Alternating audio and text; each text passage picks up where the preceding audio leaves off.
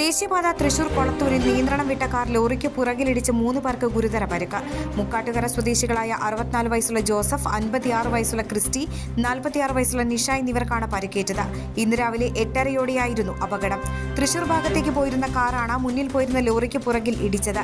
ഇതേ തുടർന്ന് പുറകിൽ വന്നിരുന്ന ബസ് കാറിൽ ഇടിച്ചു. ഇടിയുടെ ആഘാതത്തിൽ തകർന്ന കാറിനുള്ളിൽ യാത്രക്കാർ കുടുങ്ങിപ്പോവുകയായിരുന്നു. അഗ്നിരക്ഷാസേനയും കൊടകര പോലീസും നാട്ടുകാരും ചേർന്നാണ് തകർന്ന കാർ വെട്ടിപ്പൊളിച്ച് യാത്രക്കാരെ പുറത്തെടുത്തത്.